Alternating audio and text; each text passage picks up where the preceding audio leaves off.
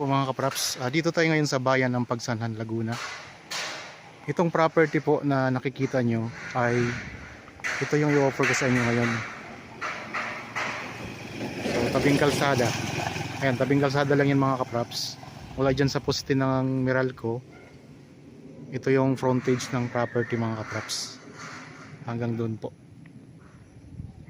Hanggang sa niyog na yan, yun yung pinaka frontage nitong property. Meron itong sapa sa gilid sa boundary mga kapraps. Ang sukat po nito ay 11,900 square meters mahigit.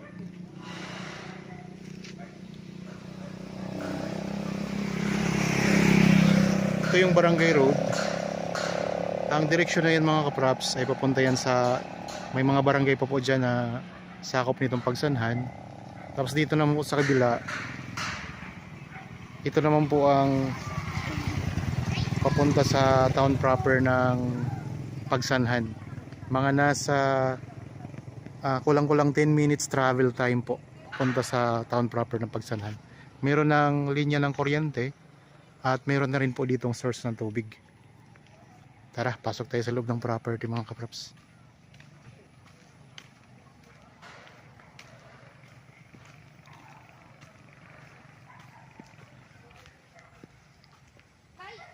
May mga bahayan na rin dito na katabi. Tapos dito mga kapraps, mayroong tanim na rambutan. Pasok po tayo sa loob. Yan, pwede kayo dito maglagay ng daanan. Tapos pwede kayo maglagay ng maliit na tulay para maipasok nyo po ang inyong sasakyan dito. Kasi may sapa po. Maliit lang po na sapa yan mga kapraps.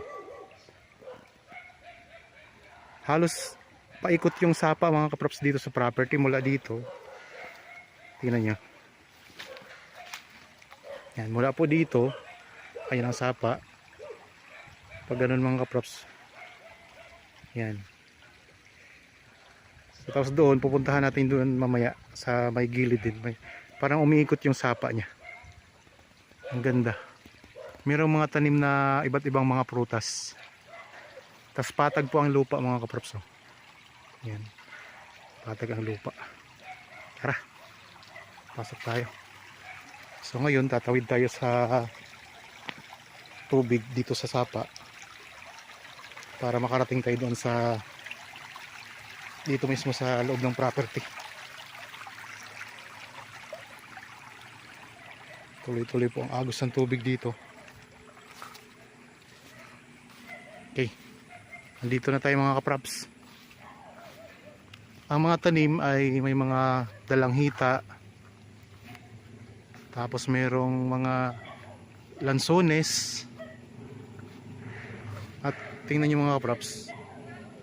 Ang linis ng lupa.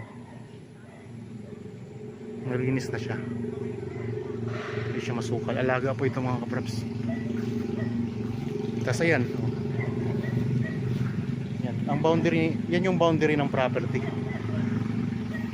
Itong sapa mismo.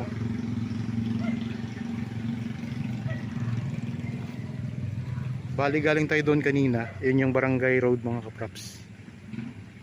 Ang barangay road. Tapos mayroon tayong kapitbahay na dito. Dito din po sa kabila, mayroon na rin tayong kapitbahay. Tara, libutin natin to.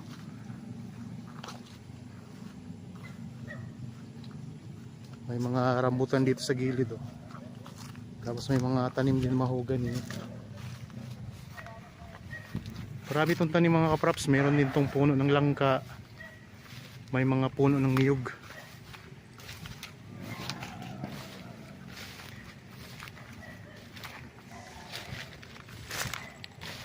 Yan, na ano siya, napapalibutan, halos napapalibutan din siya ng sapa talaga mga kapraps pala.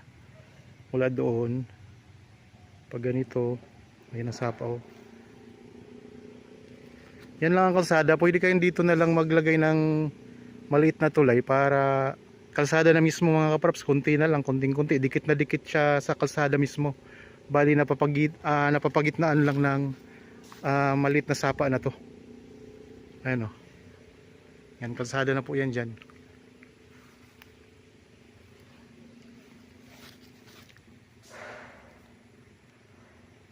Patag ang lupa oh. Tapos ikutin natin, punta tayo doon sa marami pang mga tanim doon. Dito mayroong tanim na mga lansones, maraming lansones mga kapraps. Meron ding puno ng kaimito.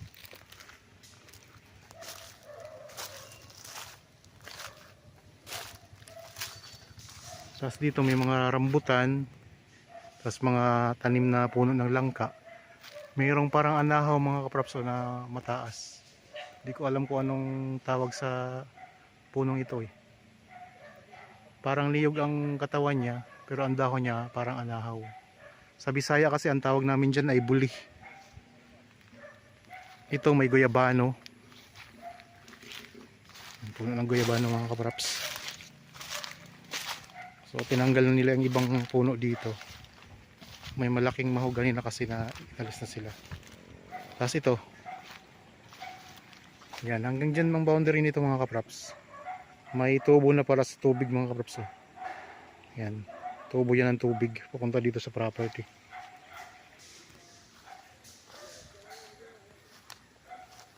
Dito mayroong tanim na kaimito. Ayan, kaimito yung mga kapraps. Meron tayong mountain view.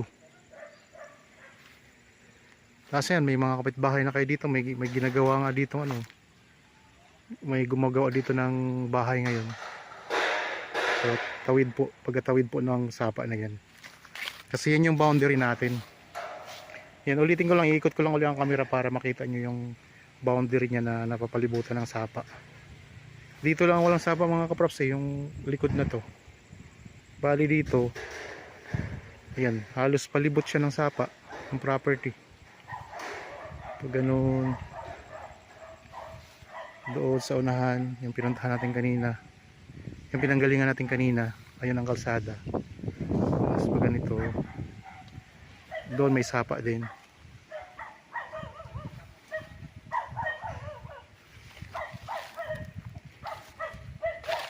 Daming puno ng langka din. Tapos mayroon din puno ng mangga. Ito kuya, kasama pa to? Pag ganun. So, maano to? Malawak to mga kaprops kasi lampas 1 hektarya. Nasa 1.2 hectares kasi 11,900 square meters ang buong sukat nito. Dito sa part ng lupa, ang daming tanim na mga lansones. Ayun o. Mga lansones mga kaprops. Kapag bunga ng lansones, marami ka nang maaani dito.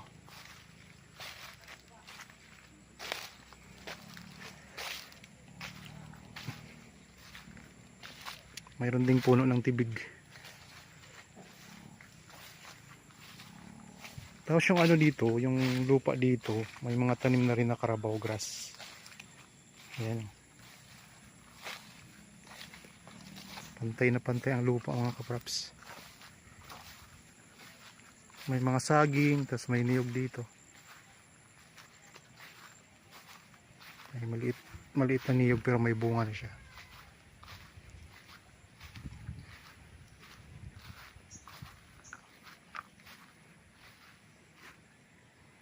Mayroong mga dalang hita din na tanim to. Tingnan yung mga kaprops.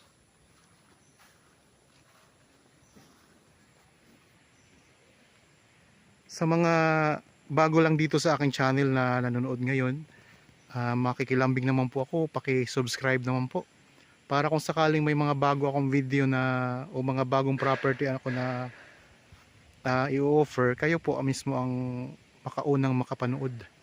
Baka kayo pa ang makabili ko sakali mga kaprops.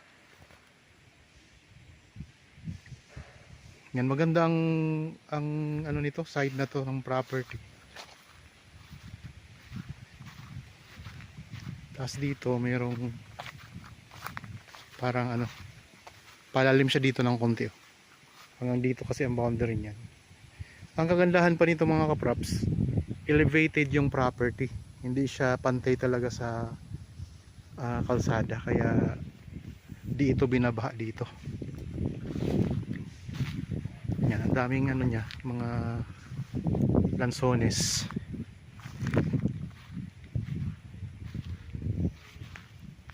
Ganda ng damo, puro Carabao grass na yan. Dito tayo ngayon sa may bandang gilid ng property. Pupuntahan naman natin ang bandang likuran. Meron itong sakop na maliit na burol mga kapraps. Sa bandang likuran naman. Ito. Kasama pa po to. Kasama pa tong burol ko yan. Yan, kasama pa pala to. Ang ganda ko.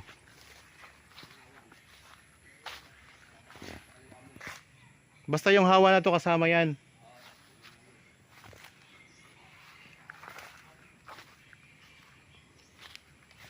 Ayan mga kapraps, kasama pa to itong maliit na bundok na to. Maliit lang siya na bundok. Ang ganda. Pwede kayong maglagay dyan ng kubo sa taas. Mayroon kayong overlooking view. Puntahan natin yan para makita natin ang view sa taas. Yan, ang ganda ng property mga kapraps. Dito maraming puno ng niyog yan. Tas dito mga lansones. Doon sa unahan kakaunti ang tanim, mga dalanghita. Pero yun, pwede mong bahayan doon. Pwede kang maglagay doon ng rest house malapit sa kalsada. Tas dito, ito yung farm mo. May daanan ba paakyat? May daanan paakyat? Basta yung hawa na yan. Tas dito maraming mga dalanghita. Ang daming dalanghita.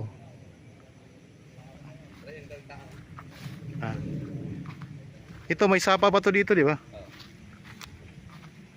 Puntahan natin sapa. Tas aakyat tayo doon sa burol mamaya. Lansones, mga rambutan, dalanghita dito naman sa park na to. Kasi ito yung tubo ng tubig.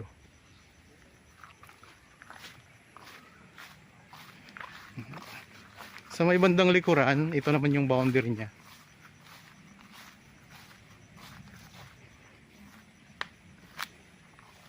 Yan mga kapraps. Ganda ang sapa dito. Ayan o.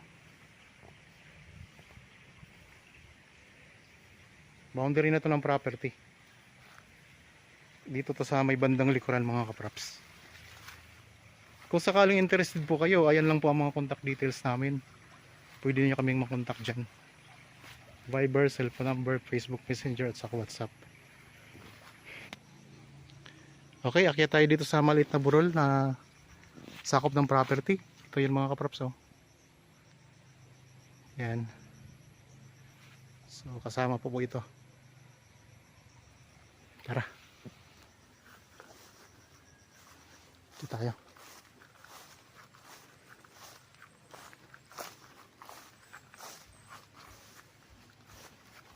Oops.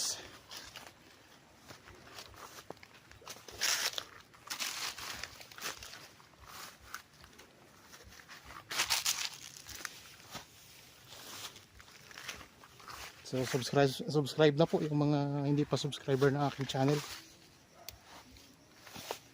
para updated kayo lagi sa aking mga vlog.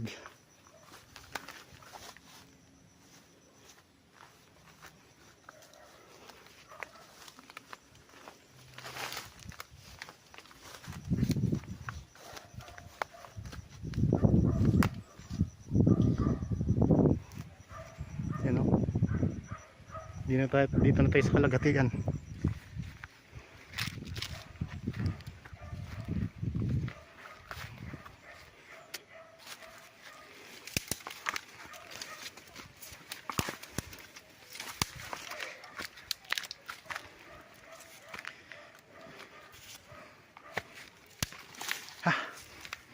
Ngalak na.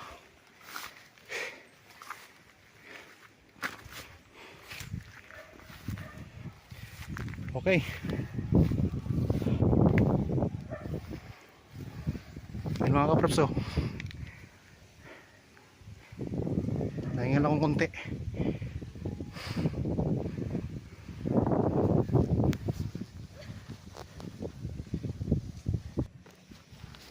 Ayun mga kaprops, dito na tayo sa taas. Ito na yung pinakamataas na bahagi ng property. So sabi ko na nga ba kanina, meron ditong mga mountain views. Ayun, oh, ang ganda. Tapos ayan yung pinanggalingan natin kanina mga kaprops. Diyan tayo naglalakad. Ayun ang kalsada doon. Yung may mga kikita kayong mga bahayan na yun. Kalsada na po yan. So parang may drone tayo ngayon, ah. Oh. Ayan sa baba. Baalis ako po itong kinaroroonan natin ngayon. Ayun mga kaprops, dito tayo ngayon sa bundok. Maliit lang siya na bundok.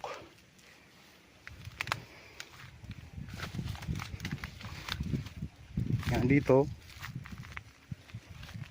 Tanaw din natin ang magagandang bundok dito mga kaprops. Oh. Yan ang ganda.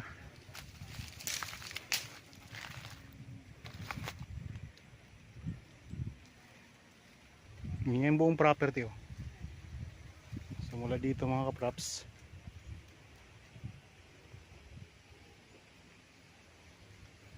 yan yung mga view natin na matatanaw dito sa taas.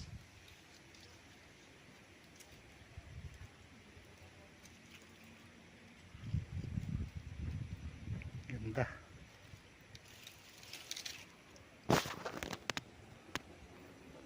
So tabing kalsada lang ito mga kaprops, ha. Itong property na to.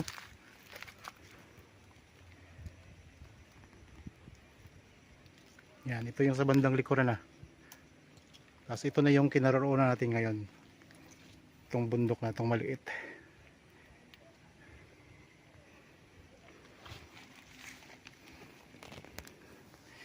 Ganda mga kaprops.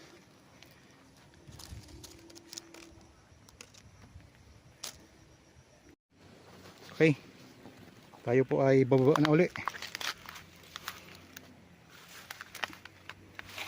So dahan-dahan at medyo madulas ang mga damo.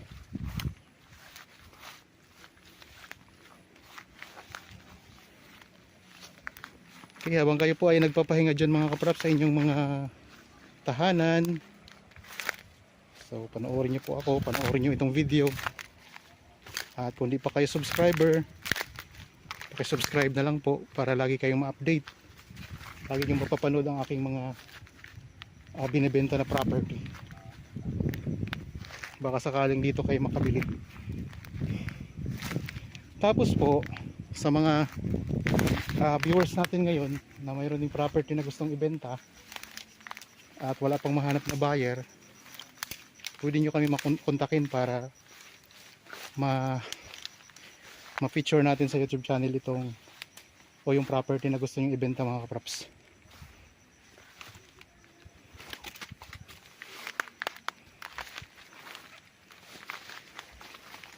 Dahan-dahan tayo.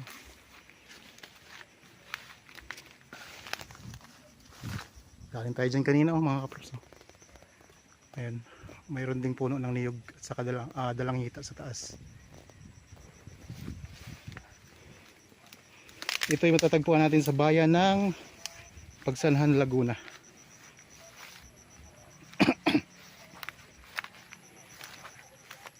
Buti ngayon hindi maulan, hindi masyadong ganun kadulas.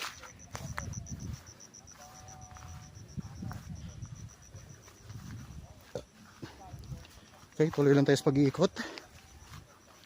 Dito naman tayo sa kabilang side. Medyo nahingal ako.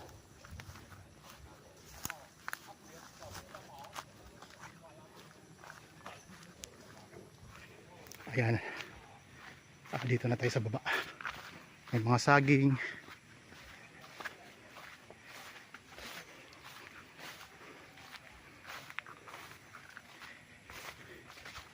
Pabalik na tayo doon sa kalsada mga kaprops.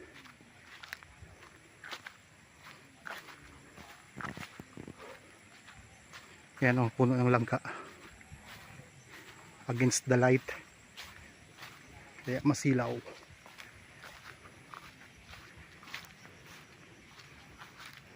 Patag ang lupa. Bali ang ano lang, doon lang mga kaprops. Yun yung pinanggalingan natin kanina sa taas tayo niyan. Ayan po. Tara.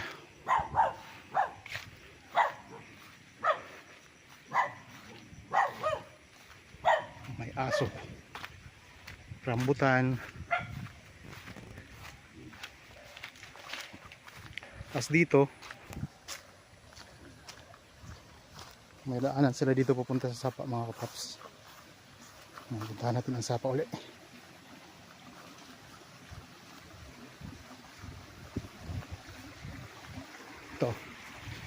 Ito yung boundary niyo mga kaprops na halos nakapalibot sa property.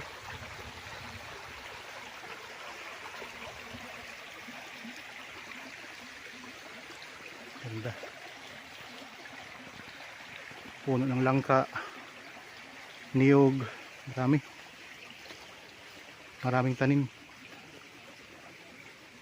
Kaya may income na kayo dito mga kaprops. Mahuganing.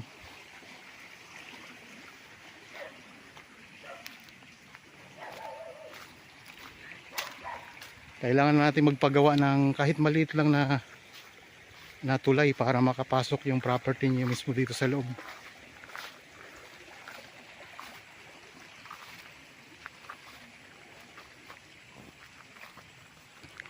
Ito, ayun ang boundary mga kaprops. Galing tayo doon kanina. Ang gumano ang sapa, pag ganun, pag ganito. Ayan.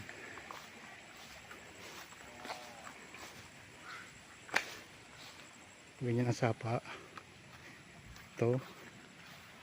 So talagang halos palibot siya ng property. Boundary ito.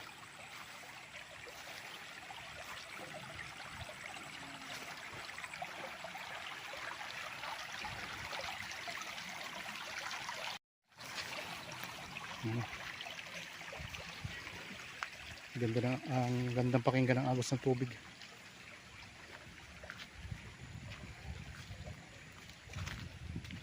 So dito kayo pwedeng magpagawa ng isang maliit na tulay para makatawid ang inyong sasakyan.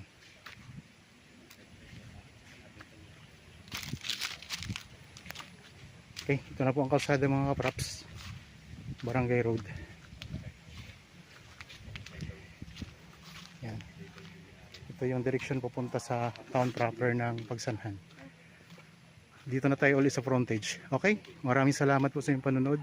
Para po sa mga bago pa lang sa aking channel at napadaan lang dito sa aking channel, huwag niyo pong kalimutang mag-subscribe at pindutin na rin po ang notification bell para maging updated kayo sa mga bagong property na i-offer namin. Maraming salamat po at God bless po sa ating lahat mga kaprops.